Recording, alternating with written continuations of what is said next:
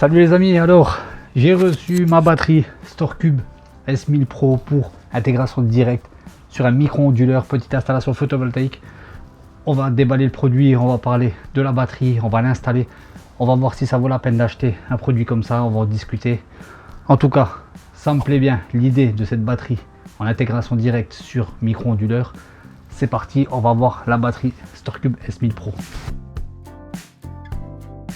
J'ai reçu la batterie par UPS, ça a été très vite, 3 jours. Et par le passé, j'avais souvent vu des batteries pour les onduleurs hybrides au réseau. Et moi j'ai une petite installation, je peux pas tirer les câbles à la maison des panneaux solaires.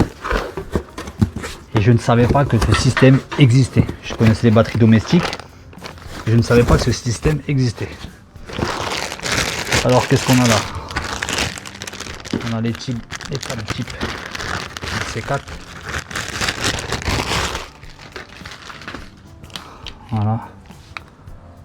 C'est pour 2 panneaux solaires. Ça c'est le câble sortie micro onduleur. Donc il faut se renseigner sur la compatibilité. Une grosse majorité des micro onduleurs qui sont pris en charge. Donc raccord pour la batterie, j'imagine. Je découvre en même temps que vous. Donc ça je pense que c'est pour input, output. Donc c'est simple. Entrée, sortie. Pas l'air d'être compliqué à mon avis installer, c'est le but. C'est ce qui m'a plu dans l'idée, c'est que c'est pas compliqué, n'importe qui peut l'installer. Multilangue.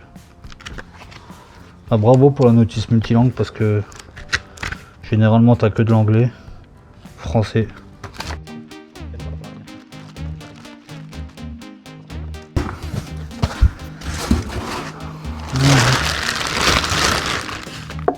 Ah oui,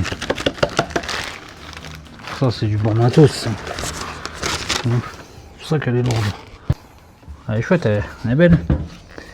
S1000 Pro, voilà. Donc là on a le bouton power, le bouton wifi, c'est le wifi intégré, c'est chouette. Sortie, entrée avec les petits capuchons. Poignée. Donc ces batteries là on peut les empiler. On voit sur le manuel, on peut les empiler. C'est vraiment simple, comme l'idée est vraiment simple et tellement intelligente de faire ça, franchement. Je vais retourner la batterie, qu'on voit en dessous comment ça se passe. Donc il y a des bouchons à joint. Je ne prendrai pas le risque de la laisser à même le sol, ça c'est clair. Moi elle va être surélevée à l'abri, mais ne la laissez pas traîner par terre. Si vous voulez installer à mon avis une batterie comme ça à même le sol, il faut la rehausser. Je pense même avec les petits bouchons, avec les petits joints, on voit que ça... Non, ça je ne ferai pas. Mettez pas ça au sol. En tout cas c'est simple l'idée de les brancher comme ça. Franchement on voit les connectiques. Regardez. Vous voyez comme ça elles s'empilent les unes sur les autres. Tu te tracasses pas. Franchement tout est intégré dedans. Ce qui m'a plu c'est que j'ai pas une énorme connaissance là-dedans. Vous voyez. Je connais juste 2-3 trucs simples. Je pense qu'il y a le Wi-Fi, BMS intégré, ça je connais. Mais voilà, tout ce qui est gros câblage. Voilà. C'est déjà intéressant. Ils sont pas radins sur le câble. Tu vois quand même ça va, il doit faire quoi, 1m50, un bon 1m50 le câble. Rien que ça déjà c'est déjà cool quoi, c'est pas rapide. Avec les diviseurs, donc ça te rajoute encore de la longueur pour 2 panneaux photovoltaïques. C'est pas radin. C'est pas non plus, quand on voit la taille, la batterie elle fait 1 kW. Bon, la taille ça va. Avant de toucher le micro dur, n'oubliez pas, on coupe l'alimentation et on va vérifier l'absence de tension. Alors j'ai un onduleur au miles, voilà, et qui est rouge, donc j'ai plus de 220 qui arrive. Sur votre micro onduleur, vérifiez bien que vous envoyez plus de 220 avant de bidouiller les câbles. On va déconnecter les panneaux solaires.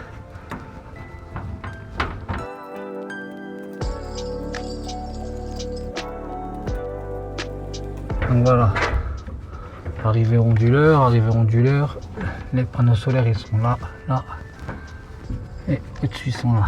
On va brancher le câble, le truc qu'il y a, le message qui est écrit là-dedans. C'est un panneau, ça c'est un autre panneau. Pas se tromper dans le câblage. Hein. Ils sont en parallèle.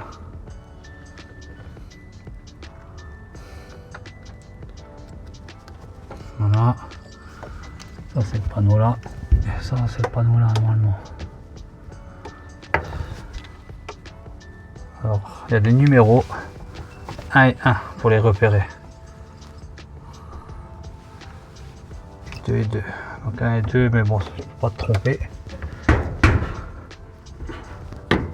Donc j'ai branché qui moi? J'ai branché lui.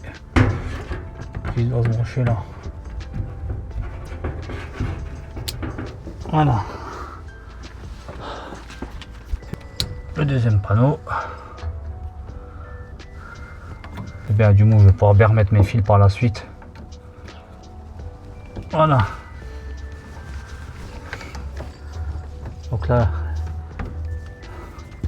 l'alimentation dans le bleu, j'ai mis les panneaux solaires. Donc je suis branché directement à la sortie des panneaux solaires. Ça va aller à la batterie. Celui qui sort de la batterie va alimenter le micro-onduleur. Moi j'ai deux entrées là pour les deux panneaux, donc je vais mettre le Y que j'ai par terre là, pour la sortie. Les connecteurs sont de bonne qualité. J'essaie de vous filmer tout. Voilà. On branche l'onduleur ici. Connectique là. Voilà. En fait ça se branche comme ça. Et ça va sur l'autre comme ça si j'ai suivi. Donc voilà, sortie onduleur. Ça. Deuxième dédoubleur Y.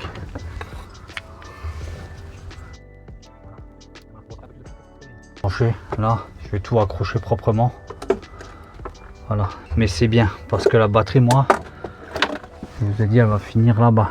Donc quoi faire, regardez, vous pouvez la déplacer, c'est bien. Vous n'êtes pas obligé d'être sous le panneau solaire.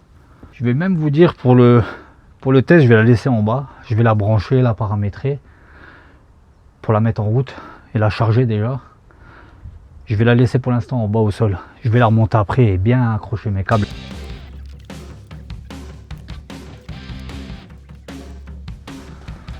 Voilà. Donc ça, il y a un sens pareil. Il y a une petite encoche. Donc, normalement le son ne peut pas se tromper sur le sens. Et autre petite encoche, tu là. Voilà. On pisse comme ça.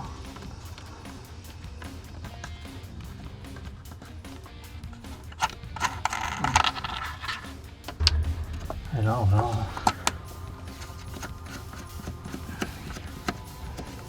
Vu qu'elle a la LiFePO 4, elle va pas me prendre feu dans l'abri à bois, elle risque de gonfler, fumer, mais pas devenir une torche comme les lithium-ion.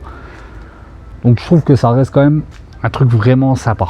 C'est bien de l'avoir fabriqué, je trouve, pour les petites installations.